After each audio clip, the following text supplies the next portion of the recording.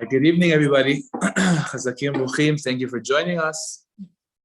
Those who are with us in person, those who are with us on Zoom, Chazakim Ruchim. Baruch Hashem, we're preparing for the very holy night of the Seder. It's an incredible, incredible evening. It's a once-a-year event where we re-experience, Baruch Hashem, the Yetziat Mitzrayim. It's that very same moment in history that comes back and we relive it. Not just remembering it, but the way the Mefarshim explain it is that the same power, the same strength that existed that very night of Yetziat Mitzrayim when we left Egypt, that very same night, that very same strength, that very same Kiddusha comes back the night of the Seder. It's all there. Everything that was there when we left Egypt, it's all there that same night. And it's an incredible, incredible moment. Now, before we pick up from where we left off last week, I want to just read to you a very important point that the Zohar Kadosh makes. We left off discussing the mitzvah of Sipur Yetziat Mitzrayim. The mitzvah to say the story of Yetziat Mitzrayim. Remember, Pesach is literally Pesach, the mouth that speaks. That's the idea, to tell over the story, to tell it over to the kids. Remember, we said last time the kids are the stars of the evening.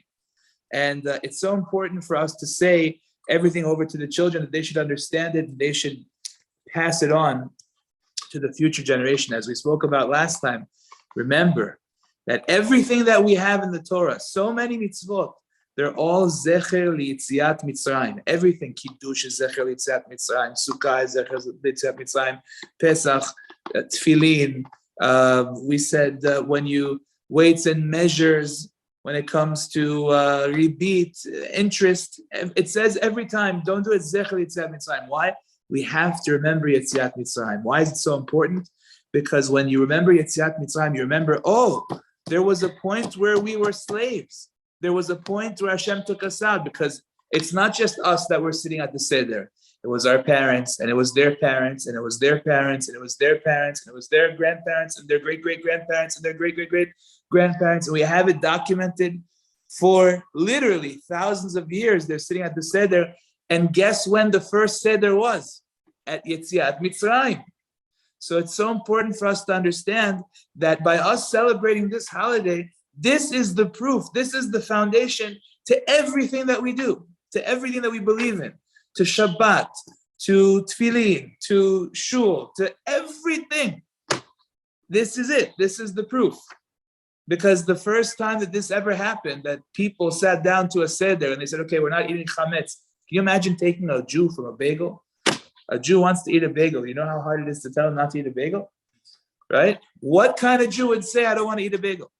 Right? The point is, it's only going to work if he knows, you know why I'm not having my beer today? You know why I'm not having my hummus with pita? Because it really happened. So many thousands of years ago, we really were slaves and we didn't have enough time to leave. And for the dough to rise, and that's why it was matzah. This is the foundation of it all. Now, as we approach this mitzvah of telling over the story, we have to learn the words of the Zohar HaKadosh. What goes on in Shamayim when we say over the story of the exodus of Egypt, the night of the Seder, I'm going to read you the words of the Zohar. It's unbelievable. Look at what the Zohar says. Zohar says the following: Kol bar nashti ishtai b'yetziat Mitzrayim. Any person the night of the Seder that's involved in the story of the exodus of Egypt, ubehahu sipura chadi bechedva. In that story, he is rejoicing. Zamin ihu lemechedei b'shchinta le'alma da'ati. His reward is that when he goes after 120 to the world to come, Hashem invites him to be together with him. He gets to be close to Hashem after 120 years. Hashem is rejoicing over the story that you are telling. And at that moment, Kanish kudsha b'richu lekol pamalia delay. Hashem gathers in at that moment his entire entourage, heavenly entourage, his heavenly angels. Ve'amarlon, and he tells them, Zilu, go, ushema'u sipura deshabcha dili, and listen to the story of my praises. Dekamishta bi banai v'chadaan b'purkani, that my children are telling about me, and they're happy in my salvation. Keden, at that moment, kullehu mitkanshin, they all gather together, the Atyan, and they come. Umitchabrin bahadayud Israel, they connect with the Jewish people. V'shama'u sipura deshabcha, they listen to the story of praise. Dekachadaan bechedva depulkan demareon, and that they're so rejoicing in the salvation of their master. Keden Atyan ve'odam elekut shagrichu. At that moment, they return to Hashem. And they thank Hashem al kol inun nisin gvuran, for all the wonderful miracles He did for us. Ve'odan le, and they thank Hashem al ama kadisha deitle be'ara, for the holy nation that He has on earth. Dechadaan bechedva depurkana demarion, that they are so rejoicing in the salvation of their master. Keden itosef lechela ugvuta le'ela, and that's how there's more strength and more power added to the side of Kedusha in Shamayim. As you know, Hashem created, so to say, a war between the balance between good and evil. And when you do this mitzvah, you're giving more strength to the side of good. And that's a tremendous thing. You're giving more power to HaKadosh Baruch Hu, so to say, to the side of Kedusha, which is tremendous in the eyes of Hashem. So look at what happens. You sit down and you tell your son, the night of the Seder, you should know that there were kinim all over. There were lice all over, and the sorcerers tried to reproduce the lice, and they couldn't do it. And they admitted that this was the hand of Hashem. When you say those words the night of the Seder, you don't understand what you just accomplished. In the heavens, all the angels right now have gathered to listen to you telling this story. They have come together to hear what you had to say. They then go and thank Hashem for creating you, that you have been created. Look at what He just did. He's happy. He's thanking Hashem for saving his forefathers so many years ago. It's the most powerful thing. It's amazing what you're accomplishing the night of the Seder. So therefore, it's important for us to have that in mind going in, that this is one of the most incredible accomplishments that we can do. So, like we were in the middle of last week, we were going through the 10 Makot. So we got up to the Makkah of Barad. Barad is the plague of hail. And we know that the plague of hail was miraculous. It was a very miraculous plague. It was a plague that was two opposite things. It was fire inside of ice. That's amazing, right? Fire inside of ice. You never see such a thing. But it was coming down and it was knocking everything out, except that which was not yet grown. So what was not yet grown? The barley and the wheat were still not yet grown. So that they still had a chance to have food, right? Eventually what happened was that because they didn't do teshuvah yet, the Egyptians still had problems. So Hashem sent the locusts, and they got even the barley and the wheat knocked out. So they still had a chance to still have some food, but because they messed up, eventually the locusts got in and killed everything. They ate everything up. So why did Hashem bring this plague of Barad? There's a great little midrash that you can say over at the table. Why did Hashem bring this plague? So Eliyahu Hanavi, in his yeshiva, explained the answer. Tanada ve'Eliyahu says the yeshiva, that was taught in the yeshiva of Eliyahu Hanavi. Barad mipnei ma hevi alehem. Why did Hashem bring the hail upon the Egyptians? Says Eliyahu Hanavi, mipnei shesamu et Yisrael not'ei ginot u'pardesim. Because they made the Jews plant for them gardens and vineyards. V'chol minei ilanot, they made them plant for them orchards. So why did they make them do that? Well, first of all, because they like these things. But the key in all of the Egyptians' punishments to the Jews, whatever they tried to do, was for one main purpose: that the Jews should not have more children. Remember, we said again a beautiful midrash: "Ubnei Yisrael paru, vayishretzu, vayirbu, vayatzmu, bimeod meod." Bnei Yisrael was fruitful, and they multiplied, and they increased, and they were very, very much, they got bigger. So 6 words were used to tell you that every time they had a baby, it wasn't just one baby, it was 6 babies, right? So you tell over this story, that's a huge mitzvah the night of the Seder. Now, they didn't want that. So everything that they did to the Jews was to get them to be separated from their wives.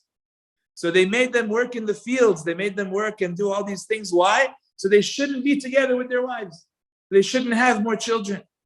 So Hashem said, okay, you made them plant and you made them make orchards for you. There's going to be hail. You're not going to have one tree left. Whatever they had, whatever they did for you, you won't benefit from even one thing that they did. That's why Hashem gave them the barad.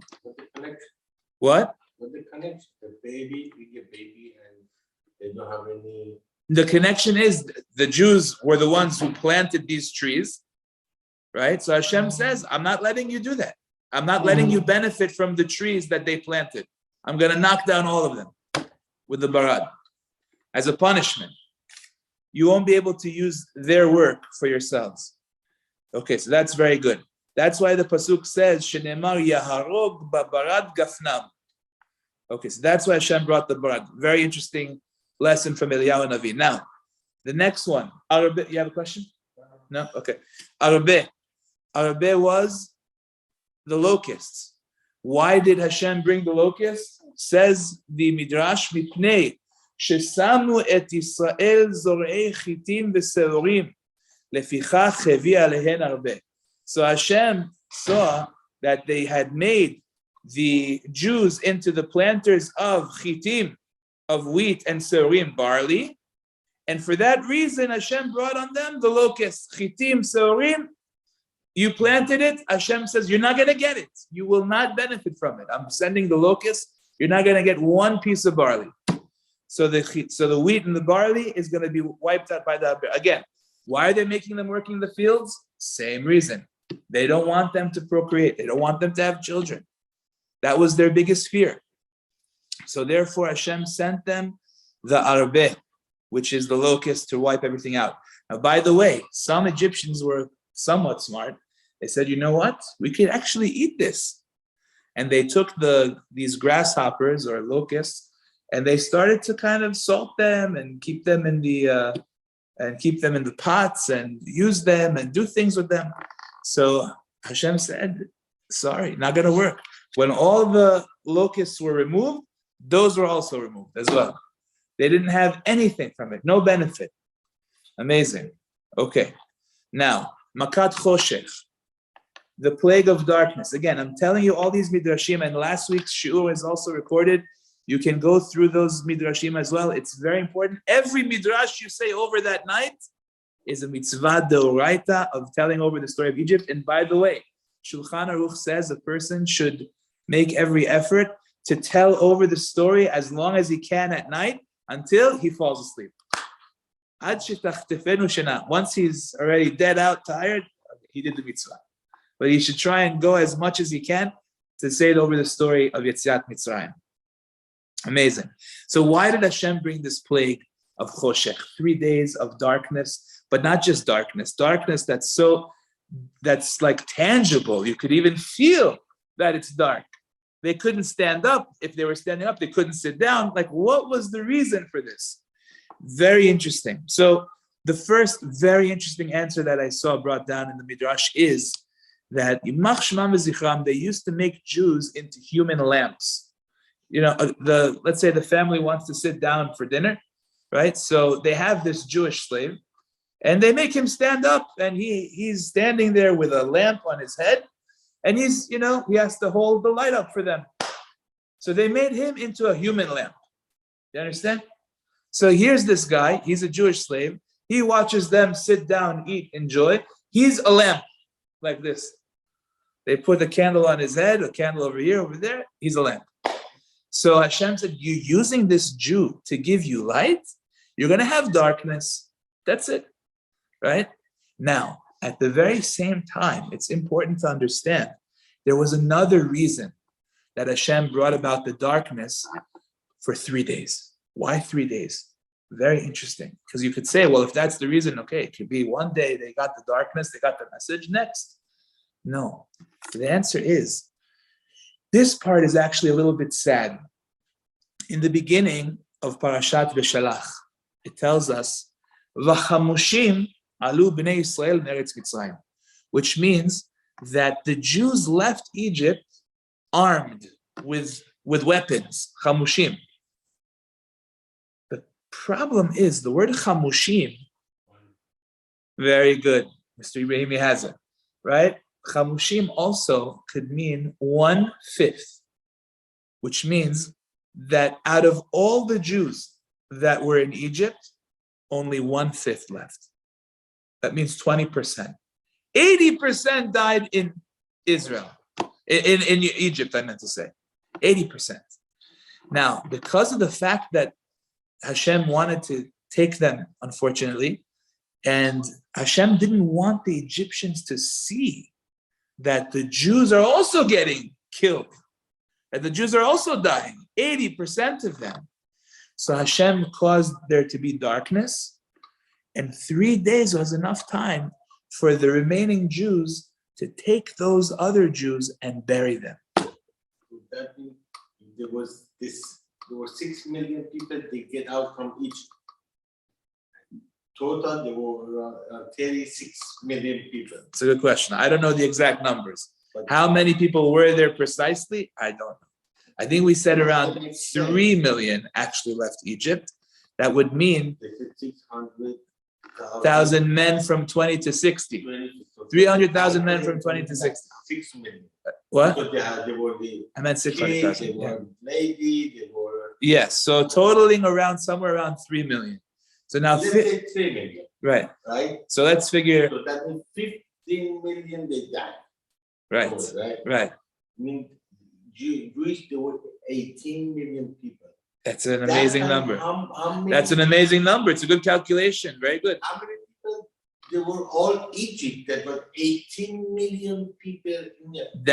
That was exactly the point. Paro was terrified. Paro was very scared. He said, "Look, there's so many of them. If another country comes against us, right? Nilcham banu, they're going to wage war, and these Jews that we're keeping them in our country, they're going to come together with the enemy against us. So let's get rid of them." That was his original. They were less than Jewish people. What? Egyptians, they were less. I don't know if it was less, but it was a threat. Paro looked at it as a threat. It's a foreign nation inside our nation. That's what he was saying. Because based on what they said, they have all the ladies, they used to bring six kids. Yes, exactly. So you can understand why they had so many people. So how come Moshe Rabbeinu had only one sister and one brother? If there were 6. That's a good question. I don't know why they only had. I don't know. It's a good question. Maybe there were others as well. I'm not sure. Then you say the parasha. Yeah. This is this. I understand.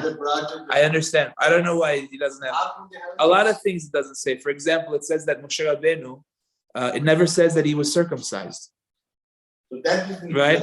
So there's a midrash that says that he was born circumcised. So I don't know exactly why they didn't have another 6. It's a good question, but that's what's brought down. It could be at that time already it wasn't 6 anymore, but maybe before it was. It's a good question. Some of them. Maybe not all of them. I hear it's possible. Okay, fine. So then you have, of course, so that's Makat Choshech. Then finally, last but not least, Makat Bechorot. Makat Bechorot is a very interesting Makkah. That is the plague of the firstborn, that Hashem came into the families of the Egyptians and smote the firstborn son of every family. Now, why was this so? The answer, definitely everything is measure for measure. If Hashem if the Egyptians rather were killing the Jewish babies, then now was time to get the Egyptian babies. And that was, of course, measure for measure. The amazing thing about it was, well, there are a number of amazing things. Number one, the first amazing thing is that it's brought down that there were more than one child that would die in a household. And you ask yourself, 1 second, it's supposed to be the firstborn son. So how come it's the first son and it's the third son and sometimes even a different son? Why are more kids dying than just the firstborn son? So it's a very interesting answer, because it says over here that Hashem was killing the firstborn not only of the couple that lived in the house, but also the firstborn of the, God forbid, adulterous couple. In other words, if let's say there was a guy that didn't have any kids, but God forbid he was having an affair with this married lady, and the child that he had with her, they assumed was the child of the husband, but really it was not. But it was his firstborn. He doesn't have any kids, but this guy is his firstborn son. So all of a sudden you see that, the firstborn son of this family is dying, but also the second son is like, why is the second son dying? Because he's the firstborn to the adulterer, that it's his bechor, Hashem Yishmor. So you have more than one kid dying. That's the first part of this. Now, you have a question? Yes. How to be actually the firstborn of animal? Firstborn of animals. Yes. It's brought down. That was also the firstborn of animals. Okay. That can make it down. Because Egyptians, they want to kill the Jewish. What does that have to do with the animals, you're saying? Yeah. Okay, I hear. It's a good question. It could be it was a general thing about firstborns. It's a good question. I'm not sure. Okay, that's number 2. Now, one of the incredible things about this Makkah was that when Moshe announced that this is what's going to happen, so it's brought down, this is again a tremendous midrash to say over at the Seder. So Hashem announced this is what's going to happen. So they know that when he announced about the blood in the river, it came. They know the frogs came. They know the lice came. They know the hail and the dead animals and the wild animals, all of them, they came. So they said, if that's the case, then the plague of the firstborns is also going to come. So the firstborns in Egypt were going wild. They said, in that case, we're all going to die. So they started to have a civil war amongst themselves. They said, listen, you got to get rid of them. They said, no, there are slaves. No, you got to get rid of them. No, there are slaves. They didn't want to get rid of them. So they started to have a fight between the firstborn Egyptians and the other Egyptians. That's why we say every Shabbat morning, Lemakeh Mitzrayim bivechorehem ki leolam chazdo. That Hashem caused the Egyptians to have a civil war based on the firstborns, that they were terrified they're going to die. And they did. Amazing. So there was, what's that? There's an issue here. These people should not be slaves. And you're not dealing with that issue. No matter where it says, En chokhmah, ve'en tvuna, ve'en etza le'neged Hashem. There's no wisdom. There's no understanding. There's no solution against Hashem. If Hashem is saying this is what's going to happen, you could be in China and Hashem would find you. And that's the scary part over here. So they said, this is terrible. And they actually started to fight a civil war. And for that reason, Hashem caused that to take place. And they ended up fighting against each other and dying, even before the plague happened. So these are amazing things. Now, the really incredible thing about this is that there's a big question that you always ask yourself. I mean, I've asked myself this question many times. We're going to read in the Haggadah. It says Hashem, it makes a big deal about it, that Hashem says, Vehiketi kol bechor. I will come and I will smite every firstborn in Egypt. And it's ani velo malach. It's going to be me and not an angel, right? Hashem says it's going to be ani velo acher, me, nobody else. I'm going to do it with myself. So, very good. So then Hashem tells Moshe, tell the Jews to take the blood of the Passover lamb, put it on the 2 doors, and then it says, Velo yiten hamashchit lavo el batechem. and Hashem will not allow the destroyer to enter your house. So this is a big question. What do you mean? The destroyer is an angel. There's an angel called Mashchit. Okay, so then if I thought to begin with it was going to be you, Hashem, not a malach. The Haggadah says it's going to be Hashem. The pasuk in the Torah says if you put the blood on the doorpost, then Hashem won't allow the angel Mashchit to come to your house. Wait a second. I thought it's totally. I thought it wasn't supposed to be with an angel. You hear the question? You make it good for you every time. Huh? You make everywhere when something bad coming, you have to make yourself safe with the Right, definitely. But it says it's going to be an angel. When the Haggadah says specifically Hashem, I will pass through Egypt that night and I will smite the firstborn. It's not going to be an angel, it's going to be me. It says angel. So the Vilna Gaon addresses this question. He says, very nice. He says, you got to remember, you have to remember that there are two things going on simultaneously. There's the issue of the firstborn that they need to die. And then there's the average Joe that it might just be his time that night. You have a regular guy that, let's say, he was supposed to die that night. Let's say, God forbid, he was supposed to choke on a fishbone and khalas, that's it, he's done, right? God forbid, okay? So how does that happen? That's from the regular angel. So Hashem is saying a chidush. He's saying, you put the blood on your doorpost. I'm taking care of the firstborn. Now, the regular Malach HaMavet, he goes around anyway, but not tonight.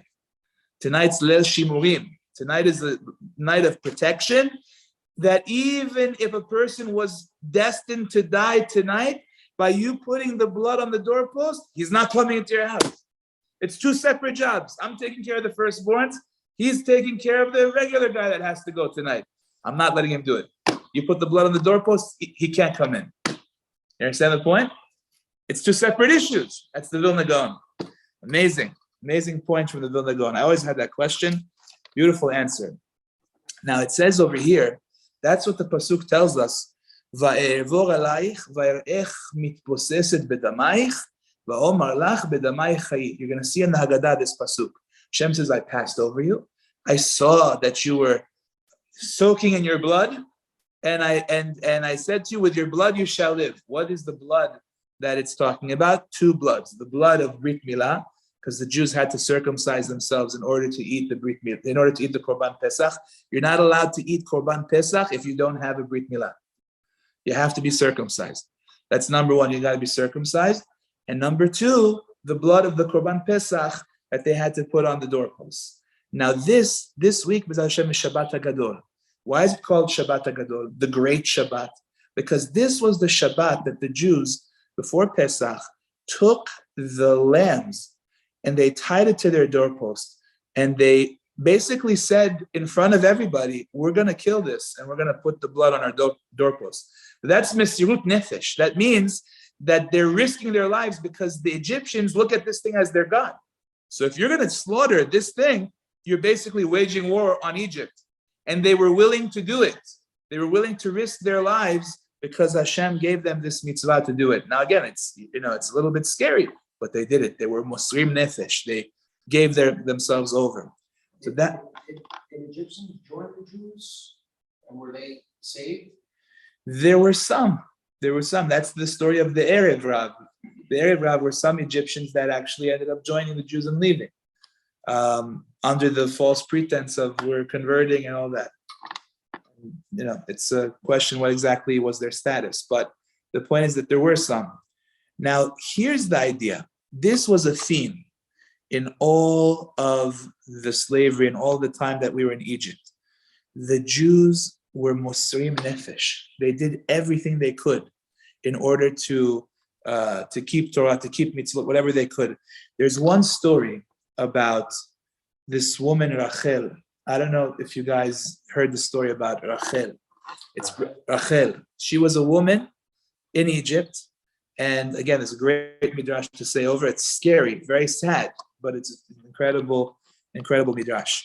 It says that Rachel her job was to stir up the cement what it means is that they had cement that they were making. And you know these cement trucks that they go like this and like that, they stir it, right? They stir the cement. She was doing it by hand. She was in the cement, stirring it like this. Now, she also happened to be 9 months pregnant. And she's stirring the thing, and she's stirring, and she's stirring. They won't let her leave. And eventually she started to have, labor pains, and eventually she delivered the baby, but unfortunately into the cement, and the baby died. And she was beside herself. She didn't know what to do. So she started screaming out loud to Shamayim. And it says at that moment, Batal Shavatam El Halukim, that their screams ascended to Shamayim.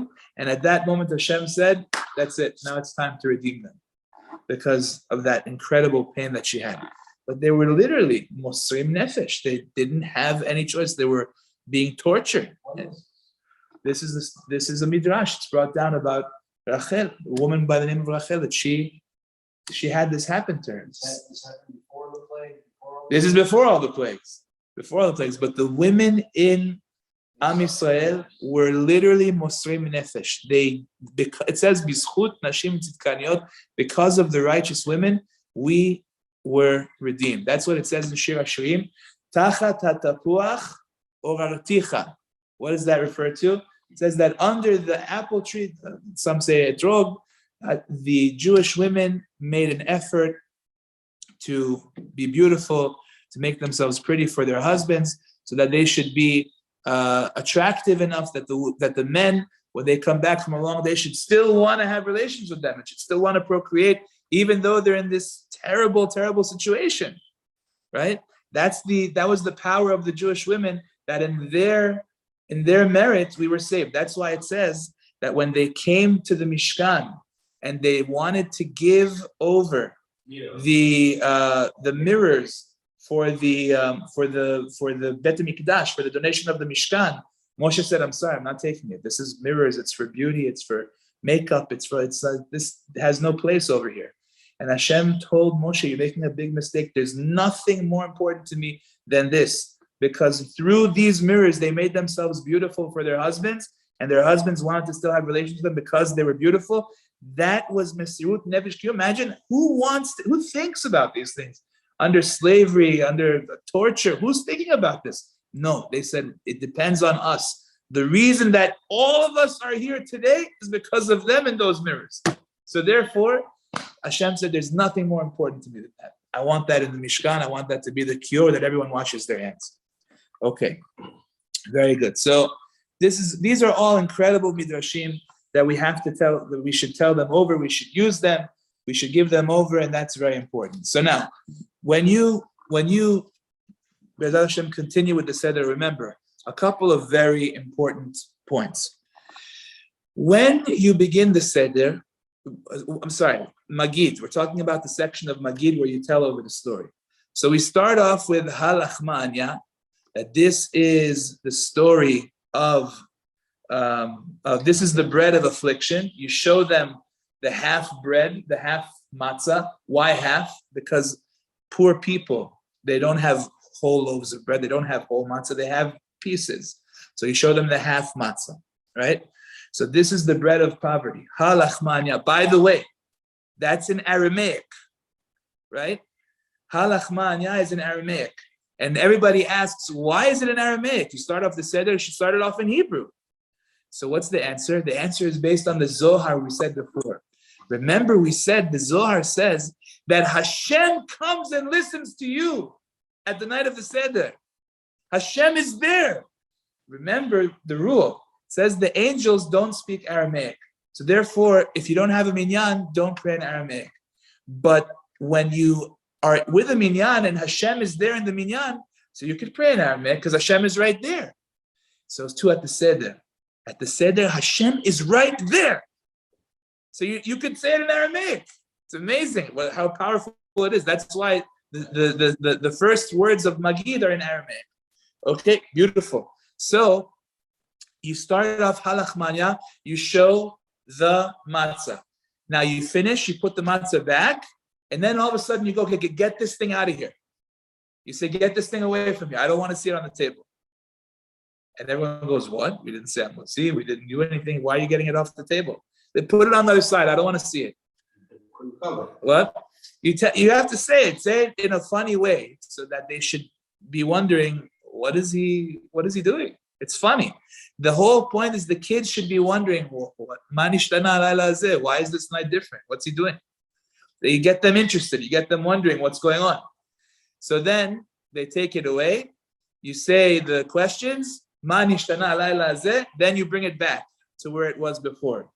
Now the rule is that whenever you're saying the magid, everything should be uncovered. The matzah should be revealed. The minute that you raise the cup of wine, you cover the matzah on the spot. Why? Because once you're doing wine, so the matzah is already embarrassed. You got to cover it up because matzah comes before wine, right? It's hamotzi. Like Shabbat. Exactly. So when you lift up the cup, let's say for vehi she'amda, right? You lift up your cup of wine, cover the matzah. When you lift up the cup of wine for asher ge'alanu, which is the end of the magid, you cover the matzah. And remember, very important rule by the Sfaradim, we only say Borei Pri HaGefen on cups number 1 and 3. We don't say Borei Pri HaGefen on number 2 and 4. 1 is Kiddush, 3 is Birkat HaMazon. That's the only time we say Borei Pri HaGefen. 2 and 4, we don't say Borei Pri HaGefen. Ashkenazim do, Sfaradim don't. Okay? It's important to remember. Because we have it in mind in the first one and in the third one. Number 1, yes. And the assumption is that you do. Yeah. If you don't have a mind, so you have to say. Yeah, but being that you know this is what's going to happen, so you know there are 4 cups, so you have it in mind. Okay, fine. Very good. Now, so like we said, your matzah is revealed during the magid. When you lift up the wine, it's covered. Good. Okay. Now, remember, when we say matzah zu, we say this matzah that we're eating, we point to the matzah. We say this maror that we're eating, the lettuce, we point to the maror. We say, why are we eating the maror? Because we had a bitter time in Egypt, etc. When we say Pesach zeh, do not point to the zroa. What? Do not point to the shank bone. Remember the shank bone that they fry? That they roast? The shank bone, the pulka, right? So, What? why do I have Different variants of. What do you do? My in-laws do like little pieces of steak. Yeah? Yeah. But it's roasted, right? Well, it's cooked, yeah. Cooked or roasted? Roasted. Roasted. Fried. Wait a second. There's with liquid or without liquid? What? Yes, that's the key. I think the point is it's without liquid. Yeah. So the point is don't point to it and say this Pesach. Pesach is it. Why? Because it looks like you're saying this is the Korban Pesach. And the rule is that you're not allowed to make something into the Korban Pesach if it's not really the Korban Pesach. God forbid it could be like eating the Korban Pesach outside of the Bet HaMikdash and outside of Yerushalayim, which is a big, big problem. That's why also when you go shopping, you're not supposed to say Basar Zeh LePesach. You can't say that. You're supposed to say this is for the holiday or something, but you can't say this is for Pesach because it sounds like you're saying it's a Korban Pesach. If you buy meat, you cannot say meat for Pesach? You're supposed to say it's for the holiday. Very interesting halakha. It's brought down. But if you call it, I mean, this is meat. It could look like you're saying that that this is the Korban Pesach. It could look like that. That's what Shulchan Aruch says. Okay. So now when you say let's tell all the ladies, Shabbat. yes. Well, Baruch Hashem, a lot of them join us now. We don't say Basar Zeh LePesach. Ladies, they go buy meat. Okay, that's right. You have to let them know. Very good. Okay. So when you finish the Magid at the end, we say Asher Ge'alanu, which is that blessing that is the end of the Magid. We drink the cup of wine, remember, leaning to the left. We recline to the left. If you don't recline to the left, then for men, you didn't do the mitzvah. Women, they still did the mitzvah. but men did not fulfill the Somebody mitzvah. left it. You have to be on the right side. No, only the left. The reason we recline to the left and not the right is because, God forbid, if you recline to the right, it's possible to choke. That's the reason why. It's a little bit of a different opening. Yeah, that's why you got to be to the left. Exactly. Very good. Okay. So Baruch Hashem, we got through most of the Seder. Now, so after Magid comes Rochza. We wash Netilat Yadayim, full Netilat Yadayim with a blessing this time, not like in the beginning, right? Remember we said that the first time we wash, it's without a blessing. This time it is with a blessing. Very good. Then we don't interrupt between the washing and the blessing over the hamotzi. Everyone has to stay quiet, and we go ahead and we say the hamotzi. Now, how do you do the hamotzi? So first of all, remember, it's not only one bracha; it's two brachot. It's hamotzi and al achilat matzah. Asher kiddushanu b'mitzvah v'tzvanu al achilat matzah. So it's two brachot. Don't do it. A lot of guys go hamotzi, they start to eat. No, there's another bracha. Okay. I have a question. Yes. This is master. Why do you say hamotzi lechem mean? It's not lechem. Because that there's Chazal never made a blessing special for matzah. This right now, the matzah that we have now, is the lechem of the time. Normally, Sfaradim don't make hamotzi on matzah. We look at it like a cracker because it's like a little brittle cracker. So you say mezonot. But since this is all we have, so right now it gets the status of lechem. Understand? Yeah. Okay, so that's why we say lechem. Now, so we say motzi matzah, and we say, and now, how do you do it? So we hold all three matzot together. We say hamotzi lechem. 2.5, correct, right, 2.5. We say hamotzi lechem min haaretz. Then we drop the bottom matzah. We drop the number 3 on the bottom, we drop it. Then we say, asher kiddushanu b'mitzvah v'tzivanu al achilat matzah. And now, you take a piece from the top, a piece from the middle, and you eat it, heseba, left, right? Remember, yeah, again, leaning to the left. And it's not enough, it's not a kazait. So you need to give everybody at the table a piece from the top, a piece from the middle, plus a kazait of matzah from somewhere else. Kazait is of the handmade shmura matzah is like 20 grams. So you give them 20 grams of matzah. I personally weigh it ahead of time. I wait. Yeah. The reason I wait is because that way I know I had enough. I don't have to have more. I did my amount.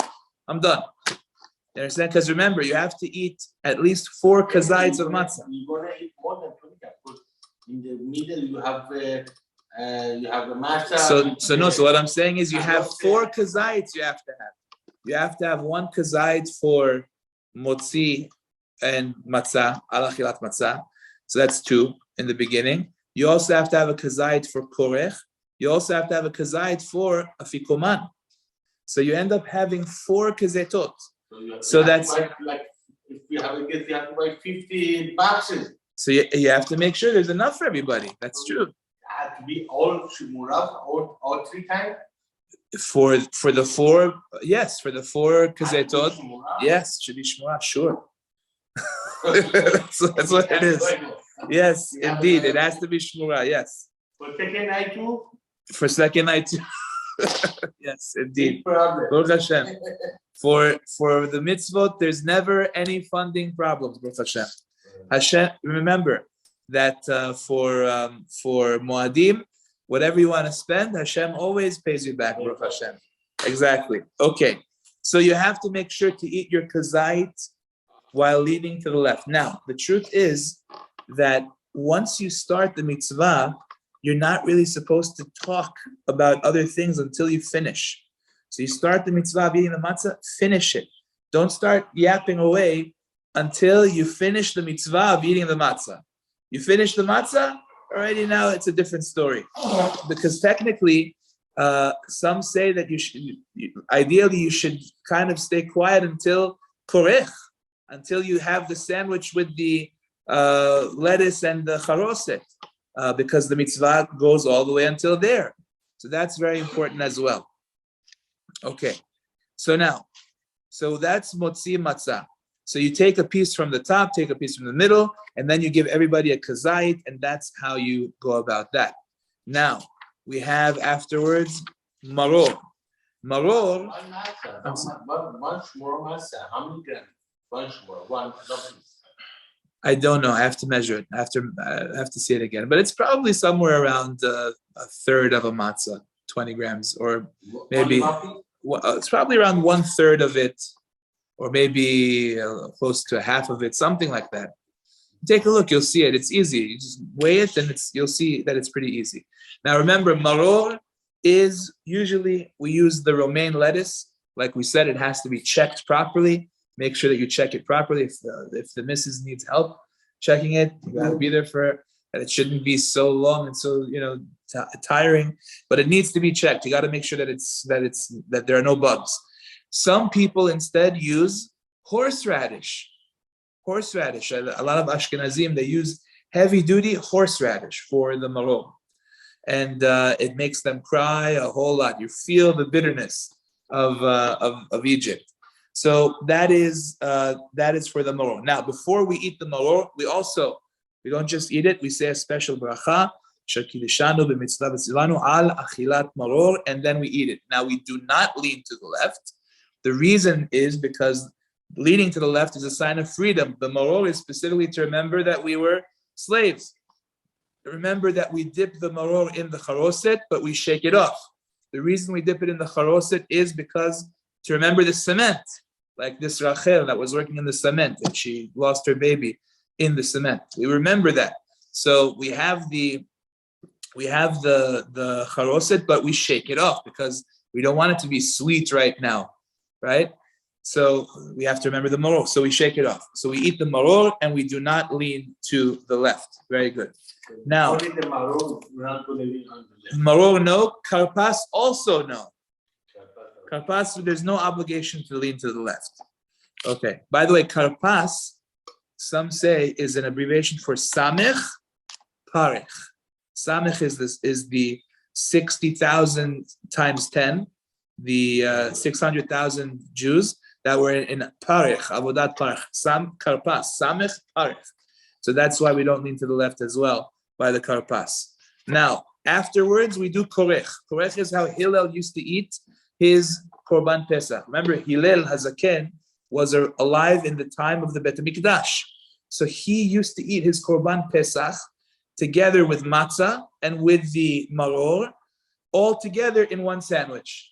That's how he used to eat it. So as a commemoration to how he used to eat it, we put together the matzah and the maror, together with some charoset as well, and we put it together and we eat it leaning to the left. How much do you have to have for the korech?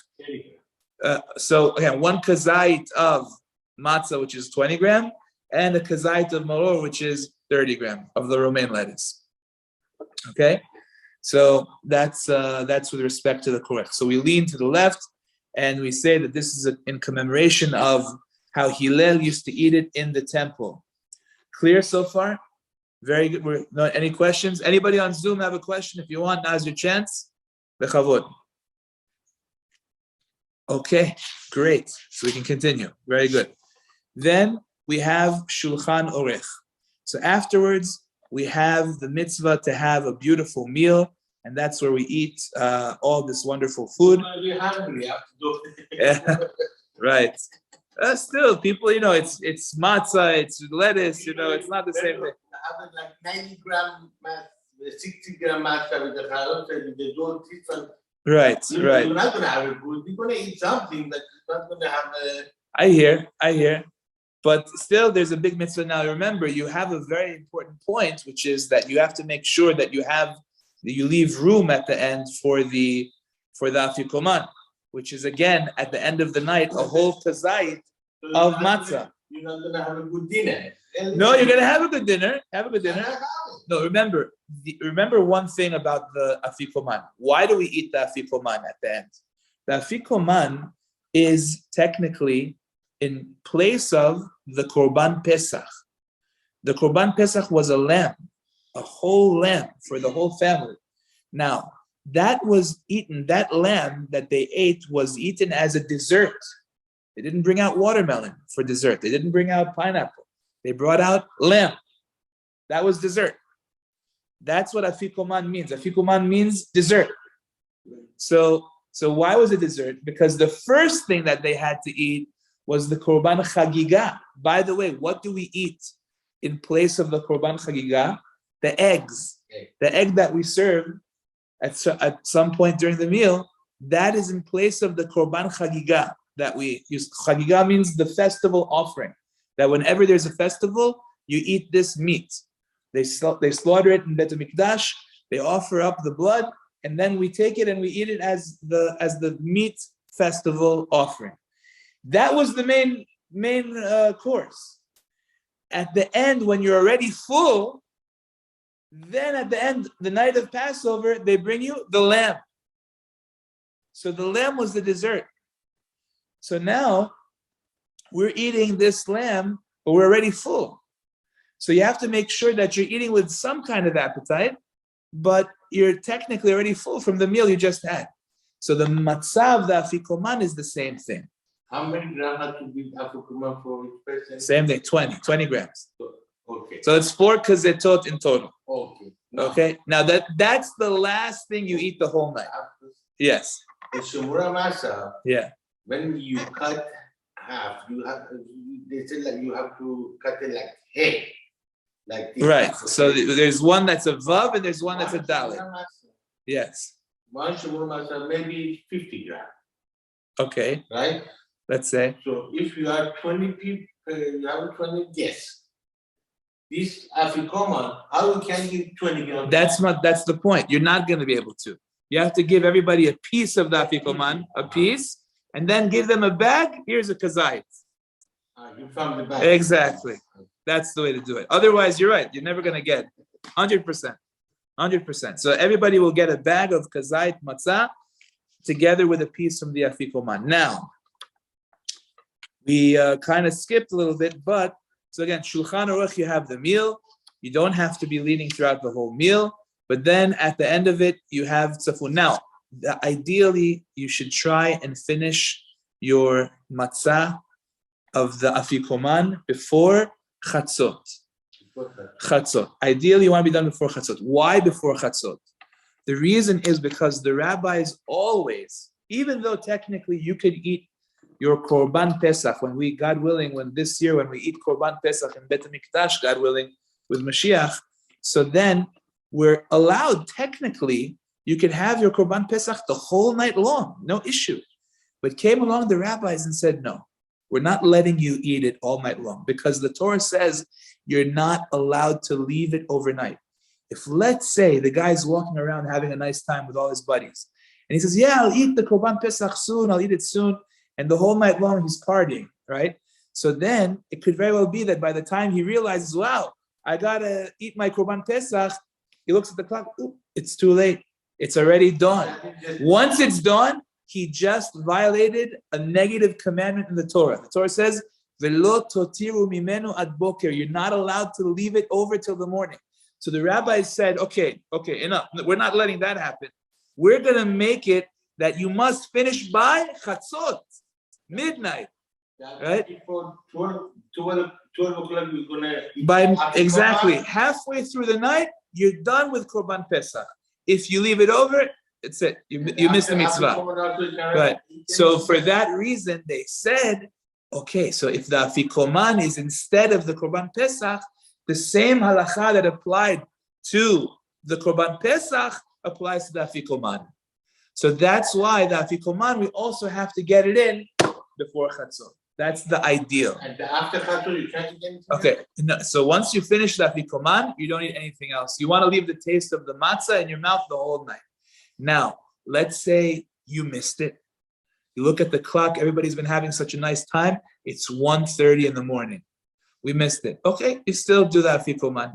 It's still okay. But diavad, after the fact, you still do it. But ideally, try and watch the clock. Make sure that you get it done before midnight. Not midnight 12 a.m. Midnight, literally, halachic midnight, halfway through the night. which is, we'll announce later what time that comes out this year. You cannot have a fruit, nothing. Afterwards, you're done.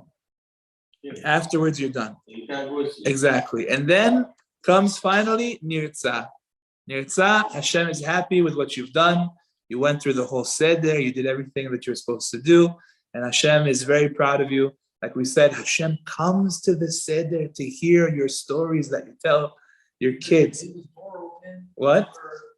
Yes, at a certain point, we open up the door for Eliyahu and Avi, because it says that in the same way that we drank 4 cups of wine of redemption, that Hashem saved us, Hashem eventually will give the goyim that persecuted us 4 cups of poison, Hashem Yishmor, that they will have to drink and suffer the consequences of what they did to Am Yisrael. That's why we open up the door and we say, Shpoch chamatcha la goyim, Shpoch chamatcha la goyim asher lo yidarucha. Pour out your anger against the goyim that don't know you and did all these terrible things to Am Yisrael. So that's corresponding to those 4 cups. So yes, so we do that before the end, but at that point, once you've accomplished the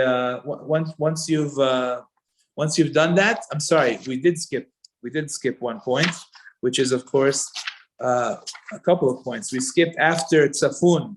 We skipped that you have to say Birkat HaMazon. After Birkat HaMazon, you have to say Hallel and say it with a nice nigun, right? Birkat HaMazon, by the way, is cup number 3. At the end of Birkat HaMazon, you have cup number 3, you lean to the left. And remember, Afikoman, you also have to lean to the left. Okay, very important. If you forgot, You have to have on except Karpas and Maror. Karpas and Maror, you don't have to lean to the left, but Afikoman you do. Birkat HaMazon comes afterwards, that's Barech, and then Hallel, you have to say the Hallel and sing it with passion, with love. The more you sing it with love to Hashem for saving us, the bigger mitzvah it is. Yes, it's true. It's hard to stay awake. 4 cups of wine. Yes, exactly. So again, remember, you don't have to have big cups. You can have small cups as long. So you have to have 3.3 fluid ounces. 3 fluid ounces, not so much. It's not so much. 3.3 fluid ounces. You can measure it. It's not that much. This much. That's not so much. 4 times is going to be more than half a bottle. Okay, so yeah, you do the best you can. But the point is that you, if you have a hard time by Hallel, you can stand and say it. Rav Ovadia brings down that if a person wants to stand at Hallel, it's an even greater mitzvah. Word to the wise also, remember, a lot of times we finish the Hallel. In the Hallel, you'll see Yishtabach. Don't finish Yishtabach like you normally say on Shachrit every day. You got to stop yourself. And then continue. Don't say Baruch Atah Hashem Melech Molav V'Lochot. Now you have to finish the rest of your Hallel like it says there. So don't jump the gun. And that's afterwards, then Nirtzah. Now, finally, at the end of Nirtzah, so then there's a beautiful custom for those that are, I don't know how to say it, but like Navy SEAL Jews, those that really want to, be incredible, the best of the best. These guys, they say Shir HaShirim after the Haggadah, after the whole Seder. They say Shir HaShirim. The reason for that is because Shir HaShirim is a discussion of how much Hashem loves the Jewish people. And the whole thing, over many parts of Shir HaShirim that are mentioned there, talk about the Jews when they left Egypt. Like I said before, Tachat hatapuach orarticha, right, was how the Jewish people still managed to get together, husbands and wives, and still have children. And Hashem took us out. A lot of Shir HaShirim talks about the exodus from Egypt. So when a person does, when he reads the Shir HaShirim, it brings us even closer to Hashem the night of the Seder, which is already incredibly close. So that is why we read Shir HaShirim, and it's a big segula. People that say Shir HaShirim with certain kavanot in mind, it's a big segula. Exactly. So a person that wants to do that properly, that's a huge thing for him to do, and it's a big zechut. So I think we can call it a night for tonight. Looks like we're about finished with our time. B'ezrat Hashem, I want to wish everybody a Chag Kasher v'Sameach. Good luck with preparing for the holiday. Good luck with all your with your shopping, with your cooking, with your purchases, with your dipping in the mikveh, your new kelim B'ezrat Hashem. Good luck with your Seder. Hashem should give you success and blessings, B'ezrat Hashem. And God willing, hopefully this year we could celebrate it together with Mashiach Tzidkenu b'mira b'yameinu. Amen. Thank you all for joining us on Zoom. Tizku le'mitzvot. Chazakim v'ruchim. B'atzlachat, everybody. Thank you too. Thank you so much, guys. Thank you.